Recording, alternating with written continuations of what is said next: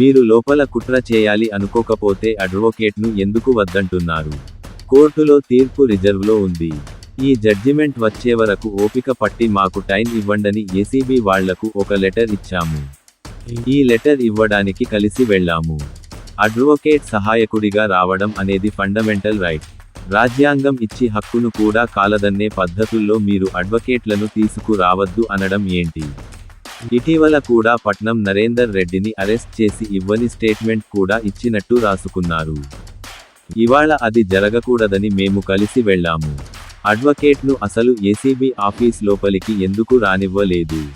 దానివల్ల మీకు నష్టం ఏమిటి? అడ్వొకేట్ సోమభరత్.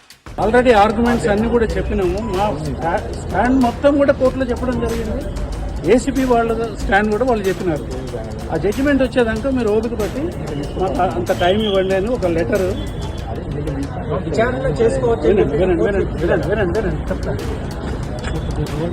ఈ లెటర్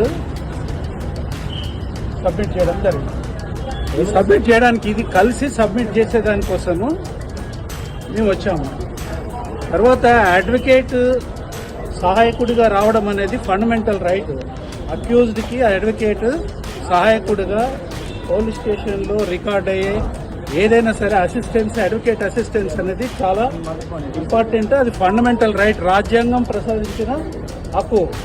ఆర్టికల్ 21 కింద రాజ్యాంగం ప్రసాదించిన హక్కు ఫెయిర్ ట్రయల్, ఫెయిర్ ఇన్వెస్టిగేషన్ అనేది రాజ్యాంగం యొక్క హక్కు. ఆ హక్కును కూడా కాలదనే పద్ధతుల్లో మీరు అడ్వకేట్లను తీసుకురావద్దు అని అంటే, మరి అడ్వకేట్లను తీసుకురాకుండా నేను రాను ఎందుకు అని అంటే, ఈ మధ్యన ఒక ఇన్సిడెంట్ జరిగింది.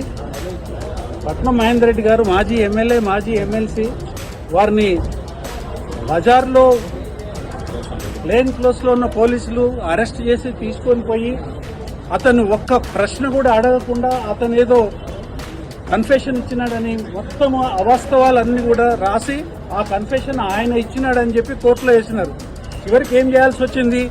అందులో కేటీఆర్ గారి పేరు చెప్పి ఆ కన్ఫెషన్ తయారు చేసి ఒకటి ఫ్యాబ్రికేట్ చేసి కోర్టులో వేస్తే చివరికి ఆయన అది చూసుకొని నేను అసలు కన్ఫెషన్ ఇవ్వలేదు, నన్ను స్టేట్మెంటే తీసుకోలేదు అని అతను మళ్ళీ కోర్టు దగ్గర ఒక అఫిడవిట్ ఇచ్చి దాన్ని ఆ కన్ఫెషన్ని డ్రాప్ చేయించినది. ఆ సోకాల్డ్ ఫేక్ కన్ఫెషన్ ఏదైతుందో దాన్ని డ్రాప్ చేయమని పిటిషన్ వేయాల్సిన పరిస్థితి ఏర్పడింది. ఇవాళ అది జరగకూడదని ఏమున్నది? లోపలికి పోకుండా వస్తే అది ఏసీబీ విచారణకు అగెన్స్ట్ కదా? కాదు. అడ్వకేట్ వెళ్ళొచ్చు. కోర్టులో అనేక సందర్భాలలో ఇట్లా రెఫ్యూజ్ చేసినప్పుడు మేము కోర్టుకు పోయి డైరెక్షన్స్ తీసుకొని అడ్వకేట్ అసిస్టెన్స్ విచారణ సందర్భంలో ఉన్నది. ఎందుకనంటే ఒత్తిడి చేయకూడదు, తర్వాత లేనిది రాయకూడదు, కానీ చెప్పంది కూడా చెప్పినట్టుగా రాయకూడదు. వీటన్నిటికీ అడ్వకేట్ అసిస్టెన్స్ అవసరం. విచారణకి పోయి కోఆపరేట్ చేయడానికే కదా మేము వచ్చింది ఇక్కడికి. వాట్ నెక్స్ట్ అనేది వాళ్ళు చెప్పాలా. వాట్ నెక్స్ట్ అనేది ఇప్పుడు మేము ఇవ్వాల్సిన లెటర్ మేము ఇచ్చినాము. మేము తను స్వయంగా వచ్చి ఇచ్చేదానికోసమే తను వచ్చినాడు. మరి తనని అలో చేయలేదు, అడ్వకేట్లను కూడా అలో చేయలేదు. ఏం అవసరం అండి? ఒక అథారిటీకి లోపలికి రానిస్తే ఏంటి ఇబ్బంది? ఒక మాజీ మంత్రి, ప్రజెంట్ ఎమ్మెల్యే లోపలికి రానిస్తే ఏంది? ఒక అడ్వకేట్ కూడా లోపలికి రానిస్తే ఏంది? ఏసీబీ ఆఫీసులో కూడా ఎంటర్ కానియకుండా బజార్లో నిలబెట్టి అవసరమా ఇది? మేము ప్రాధాయపడ్డాము. అథారిటీ యొక్క గౌరవంకి భంగం అవుతుంది. మీరు ఆఫీసర్స్ ఇక్కడ రోడ్డు మీదకి రాకూడదు, మీరు వచ్చి ఇక్కడ తీసుకోకూడదు అని అంటే పర్వాలేదు, మీరు ఇక్కడే ఇవ్వండి, మీరు మేము అక్కడికి రానియమని అన్నాను. ఏం పద్ధతి? ఏం నడుస్తా ఉంది రాష్ట్రంలో? ఈడీ విచారణ కూడా ఉన్నది. ఈడీ విచారణకి కూడా పోతామండి. ఈడీ విచారణకు కూడా అటెండ్ అవుతాము. ఇవాళ అటెండ్ కావాలనే కదా పోయింది. అడ్వకేట్ రానివనే నెపంతో ఇవాళ అక్యూజ్డ్ స్టేట్మెంట్ ఇవ్వడానికి సిద్ధంగా ఉన్నా కానీ స్టేట్మెంట్ తీసుకోలేదు. స్టేట్మెంట్ తీసుకోవాల్సింది. అంటే మేము స్టేట్మెంట్ కూడా మేము చెప్పాము, కండిషనల్గా చెప్పాము. ఈ జడ్జిమెంట్ వచ్చిన తర్వాత మీరు విచారణకు పిలవండి అని అన్నాము. ఒకవేళ కాదు అని అంటే మేము స్టేట్మెంట్ ఇస్తాం, దాంట్లో ఇదేం లేదు. కానీ అసలు లోపలికే రానియలే కదా. అడ్వకేట్ ఉంటే రానియమని అన్నది ఇదేంటంటే అడ్వకేట్ ఏమన్నా? అడ్వకేట్ అని అంటే officer of the court. Their duty is to uphold the legal process. ఇట్లాంటి అడ్వకేట్లను కూడా పోలీస్ స్టేషన్లకు రానియమని అంటే అక్యూజ్డ్తో పోలీస్ స్టేషన్కి అడ్వకేట్ రాకపోతే ఎవరు వస్తారండి? ఎందుకు రానియట్లేదు?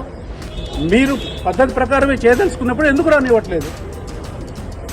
దేనికోసం ఇవాళ మీరు ఆఫీసర్లను బయటకు పంపించి మీరు మా పిటిషన్ తీసుకోవాల్సి వచ్చింది?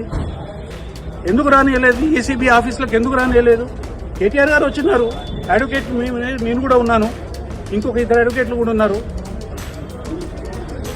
ఎందుకు రానియలేదని అంటున్నాను. దానివల్ల నష్టమైంది మీకు. మీరేదో కుట్ర చేయదలుచుకుంటే, మీరేదో తప్పుడు పని చేయదలుచుకుంటే తప్ప అడ్వకేట్ ఎందుకు ఉండకూడదండి? అడ్వకేట్ ఉంటాడు, సైలెంట్గా కూర్చొని ఉంటాడు. ఏదైనా అవసరం ఉన్నప్పుడు, లీగల్గా ఏదైనా అవసరం ఉన్నప్పుడు సహకరిస్తాడు. తర్వాత ఏదైనా జరగకూడదని జరిగినప్పుడు లీగల్గా అబ్జెక్షన్ రేజ్ చేస్తాడు. కోర్టులోకి జడ్జీల దగ్గర నిలబడే అడ్వకేట్లకు పోలీసుల దగ్గర నిలబడే హక్కు లేదా? లేకపోతే న్యాయం సమ్మతించదా దానికి? ఇది ఏం పద్ధతి అని విచారణ చేయాలనే ఉద్దేశం లేదు అనిపిస్తుంది. ఎందుకంటే అందులో కేసు లేదు కాబట్టి ఏదో ఒక అనవసరమైన కారణాలు, ఆధారాలు లేని కారణాలు తీసుకొని ఇవాళ కాకుండా చేయడం అనేది ఇవాళ ఏసీబీ వాళ్ళే చేస్తున్నారు, గవర్నమెంట్ చేస్తుంది. నాకు తెలిసి ఏసీబీ వాళ్ళకి ఏమైనా దీంట్లో స్వేచ్ఛ ఉన్నదో లేదో నాకు తెలియదు. ఎందుకంటే ఒకటే ఫోన్లు మాట్లాడుతూ ఉన్నారు, అక్కడ ఆపేసేసి ఫోన్లు మాట్లాడుతున్నారు. ఎవరితో మాట్లాడుతున్నారు ఫోన్లు? అవసరమేముంది? అరే ఒక మాజీ మంత్రి తర్వాత ఇవాళ ఎమ్మెల్యే చట్టసభలలో చట్టాలు చేసే అతను తన మీద నోటీస్ ఉన్నది. ఆయన తనతో పాటు ఒక అడ్వకేట్ను తీసుకొని అక్కడి అడ్వకేట్ అనేది హక్కు, advocate assistance right, fundamental right తీసుకొని వస్తే మీరు అడ్వకేట్ ఉన్నాడు కాబట్టి నేను లోపలికి రాని అంటే దీని వెనకాల ఉద్దేశాలు తప్పనిసరిగా ఇదేదో ఒక డ్రామా ప్రహసనం లాగా చేయాలనే ఉద్దేశమే తప్ప ఒక పద్ధతి ప్రకారం ఏమైనా ఉంటే విచారణ చేయాలనే కోరిక ఏజెన్సీకి ఉన్నట్టుగా మాత్రం కనిపించట్లేదు.